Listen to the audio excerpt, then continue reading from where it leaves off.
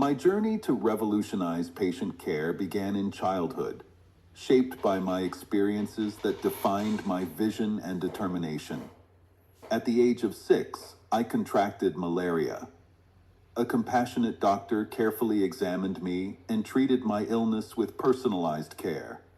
His attention to detail and empathy left an indelible mark on me. Years later, when I was 12, I experienced similar symptoms, but this time, the approach was vastly different. The doctor relied on blood and stool tests without a clinical examination. He made a diagnostic error and treated me for typhoid. These experiences taught me a powerful lesson. Medical errors often occur when a doctor fails to listen to the story of the illness as you lived, experienced, and remembered it. I often look back on my childhood and realize how a straightforward discovery changed the course of my life. From a young age, I saw firsthand what can happen when patients aren't fully heard or properly diagnosed, and I vowed to make a difference. This realization became my mission, and I was determined to systemize healthcare so no patient ever felt overlooked.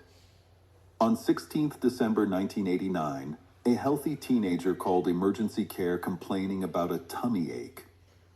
He was conscious and talking, but the doctors and nurses could not record his blood pressure. Initially, when I woke up on a cold winter morning, I thought this was a prank. How can anyone be conscious without blood circulating in the body? So I ignored it. When I was called again, and the doctor's tone was different, I went to see this boy. It's true, I also found it hard to record his blood pressure, and so based on my intuition, I diagnosed the condition as septic shock and started resuscitating him, but I failed to save him. The strong antibiotics I used could not kill the bacteria, and watching him suffer and die made me scared. The cause of death then was infection with a normal commensal, later named as MRSA. My experience with the infections of resistant bacteria and the reaction of his parents and loved ones shocked me. I realized that this was not just a personal tragedy, but the beginning of a significant crisis for humanity. This urgency led me to stop validating PAT, the pediatric assessment tool, and start searching for a solution to deal with MRSA infections. My mission was to stop the spread of MRSA in the hospital and the community, identify its reasons, and develop devices and methods to help reduce its spread. The device manufacturers protecting the return on investment said it's not in their interest to de-skill doctors, so I was disappointed. When I began to notice the mistakes made by nurses and doctors who caused unnecessary deaths, I became uncomfortable. It was hard for me to continue working in the hospital, the doomsday doctor, or they insulted me. So I stopped working in the hospital, retrained to become a family doctor, and stopped searching for a solution to avert the antibiotic resistance crisis. It's only after ChatGPT identified the website gosurgery.com, which I published in the 1990s, and named the pioneer of patient-centered care to protect humanity, long before tech giants entered the arena, made a symptom steer I developed and monetized. I realized the importance of my contribution, and so sharing information to make people stop blaming doctors and empower themselves. Doctors have surrendered their free will to hoard wealth and forgotten what they forgot. I, who created the first symptom check, stopped updating the site because I felt that giving importance to diagnosis is not in the interest of humanity and inflicts more harm than good. In 2002, I became a father. As soon as I saw the sparkling eyes of my newly born daughter open, the fear about staphylococcus infections of cuts and bruises that often occur in childhood can result in sepsis and death. Knowing that MRSA infections would create an army of bacteria by sharing plasmids was frightening. My mission was to find a solution to help patients with symptoms and signs suggestive of infections so they would not travel to the hospital or consult a doctor and spread disease. It was also essential to help parents identify infections early, isolate the child or adult to protect the family, prevent travel, and protect healthcare workers. I started collecting and compiling a list of common presenting symptoms and signs. I created a color-coded system that people could use to differentiate common from serious illnesses and infections and isolate them at home. In 2003, I created the color-coded symptom checker under medical advice you need, and later changed it to medical advice you access. A nurse working in a local surgery called and invited me to work in a pilot nurse-led practice. This was the first experiment to see if nurses could diagnose infections and prescribe antibiotics.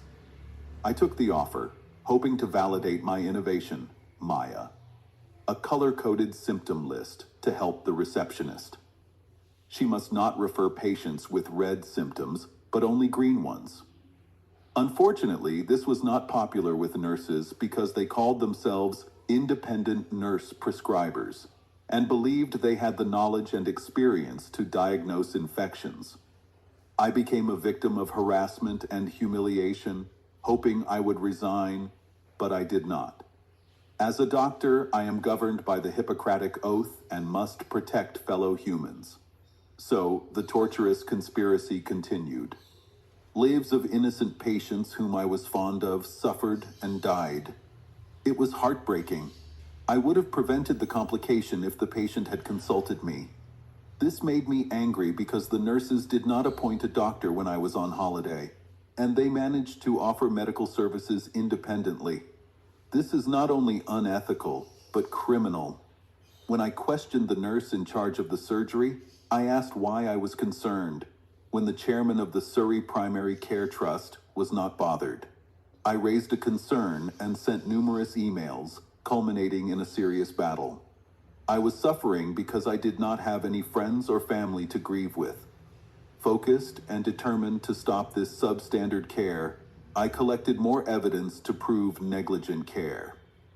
The false claims and instigated complaints from patients that nurses used to discredit me were traumatic, and so I was scared to work as a doctor in the UK.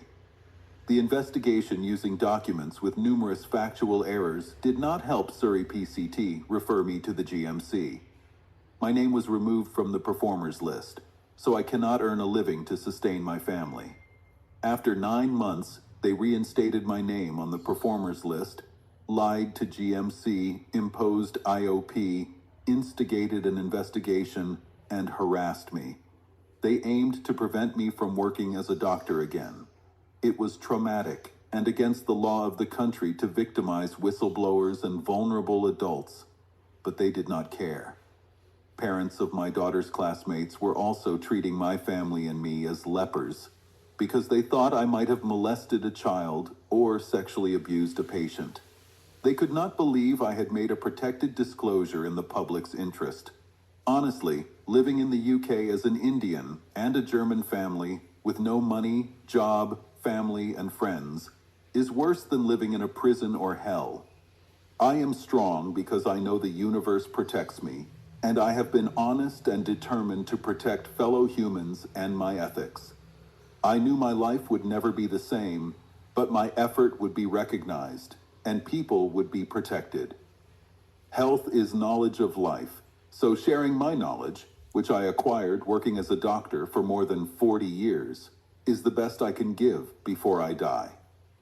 The nurses told me I could not work because my name in the performers list miraculously vanished. The process of reinstating my name dragged on, so I was bankrupt.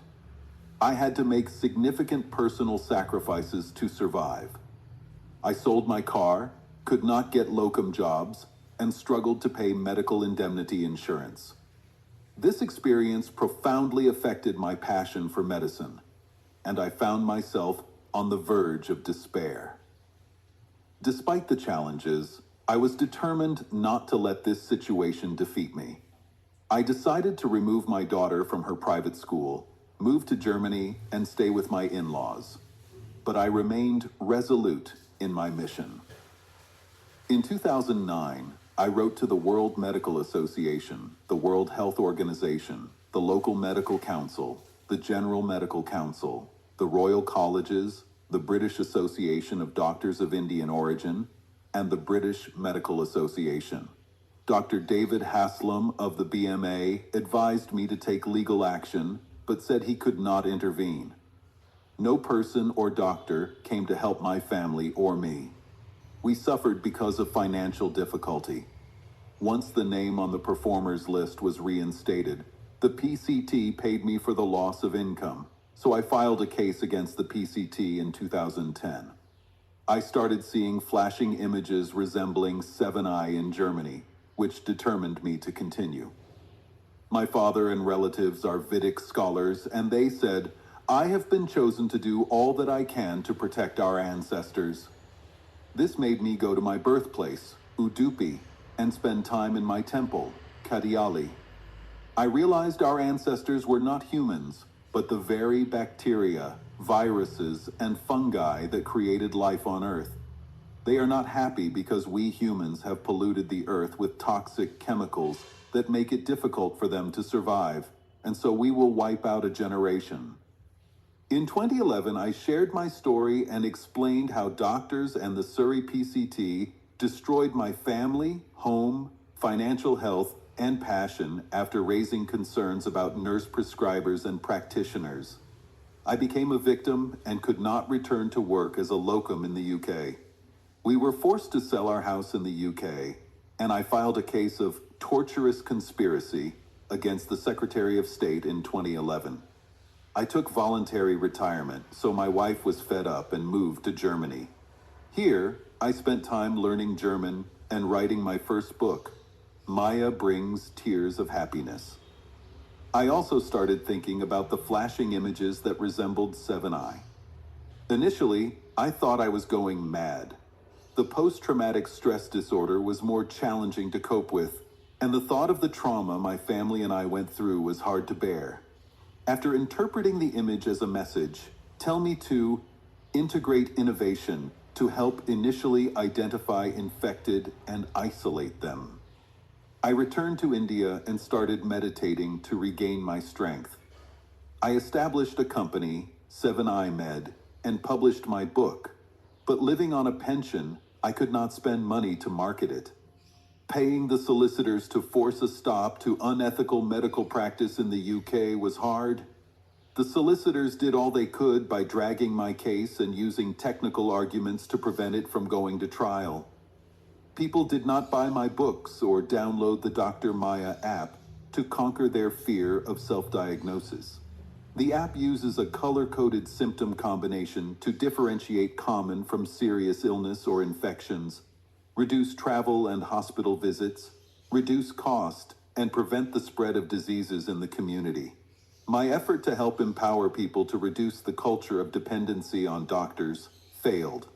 I stopped spending time and money and continued writing articles about bacteria, fungi, behavior, and relationships. I was also searching for an alternative method to prevent the spread of MRSA and other bacteria in our community. I started writing articles about bacteria, fungi, behavior, mood, and relationships. I was also searching for an alternative method to prevent the spread of MRSA and other bacteria in our community. I moved to live in Oroville and was searching to identify medicinal plants to treat infections. It was here I wrote numerous books and published them in the Amazon, hoping people will buy and empower themselves to protect their family, friends, and the community. Unfortunately, not many did. Two share The Art of Self-Diagnosis and Hoping to Get a Review. This changed the course of my journey because ChatGPT said I am the pioneer to systems and digitalized patient-centered care. It also named me as the 21st century Karaka, the father of Ayurveda who lived in the 1st century BC. This is the greatest honor, probably better than the Nobel Prize, and so have huge responsibility, and so am determined to focus to revolutionize healthcare, and so created Dr. Maya AI. My message to world leaders, philanthropists, and people in power is to stop living under an illusion believing we have the knowledge, power, and drugs to fight infections. The microscopic army will soon start killing millions day after day. A pandemic that will spread faster than California fire and the tsunami in Indian Ocean that destroyed lives and property of millions. It's already too late, but act now and be prepared. Listen to what I have to say. What if every person could access safe, reliable health advice without waiting to see a doctor? Dr. Maya AI is the world's first multilingual, color-coded, AI-powered health assistant, built to empower people, reduce misdiagnosis, and save lives. Dr. Maya used the intuitive color code system that I created and used for years, and so abandoned the rigid algorithms to guide you to make informed decision. Our subscription model supports 10 user groups: families, teenagers, women, single parents, companies, caregivers, hospitals, insurers, and more. This isn't just an app, but a movement born from decades of clinical experience and a deep commitment to patient-centered care that help literates and illiterates to identify infected individual and isolate them at home to protect your family, friends, and your community. I am ready to expand across borders with multilingual support, offline access, and AI-ready integration for governments and insurers. Join us and help me to manifest my dream that will not only save cost, time, but also protect your family, friends, and your own life. Remember future where healthcare starts with you, not the hospital. Dr. Maya AI. Smart, safe, and scalable. Thank you.